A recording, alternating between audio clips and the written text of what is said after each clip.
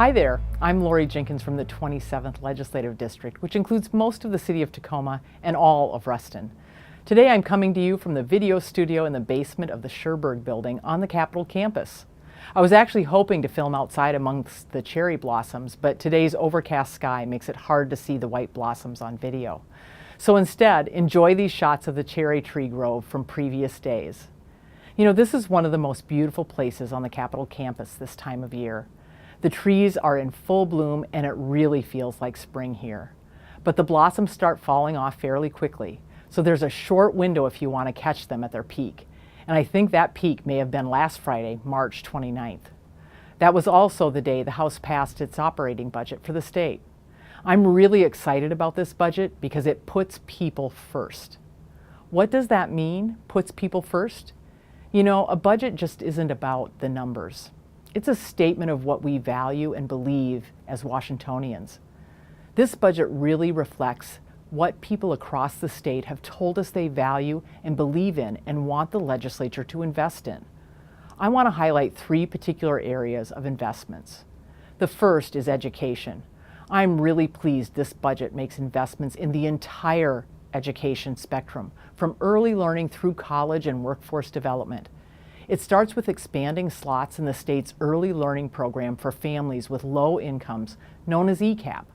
When kids have access to high-quality early learning, they don't start kindergarten behind their peers.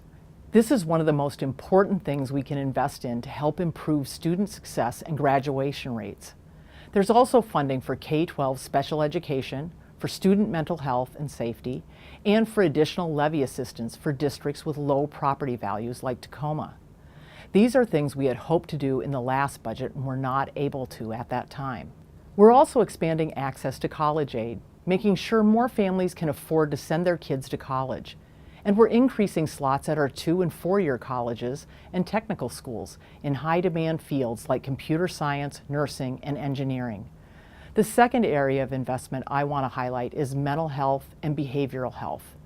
We're working to fix our entire behavioral health system, and this budget addresses some very critical needs. We're investing $76 million to make sure our state complies with the True Blood settlement, which is a lawsuit the state lost because we were taking too long to provide competency hearings to people with mental illness who had committed a crime. Instead of getting the mental health treatment they need in a timely manner, we were housing them in jails, and the court said these delays were unconstitutional.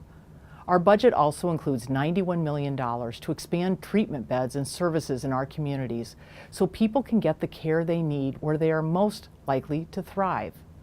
A person going through mental illness benefits greatly when they are treated in their own community, close to family and friends and their support network.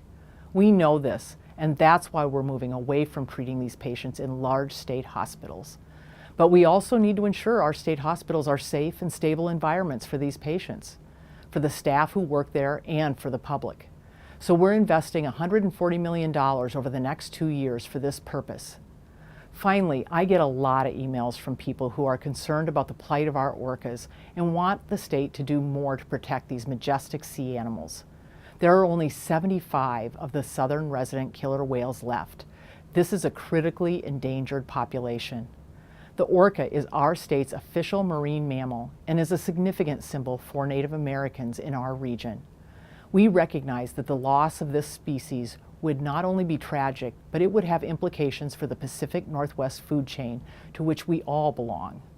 According to recommendations by the Southern Resident Orca Task Force, the dramatic decline of our orca population is caused by not enough food, pollutants in the water, and dangers from marine vessels and noise.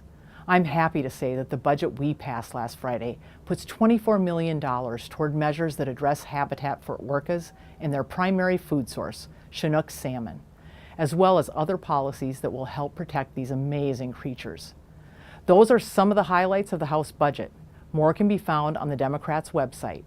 It's important to note that the Senate will pass its own version of the budget, and then the House and Senate budget negotiators will have to work out the differences and come up with a final budget. Those highlights I mentioned are important to me and to House Democrats, and we'll continue to stand up and push for a final budget that includes these investments. I'll keep you updated on the process, and please contact me if you have questions. Thanks for watching today's video. I'm Representative Laurie Jinkins. It's an honor to serve as your state representative.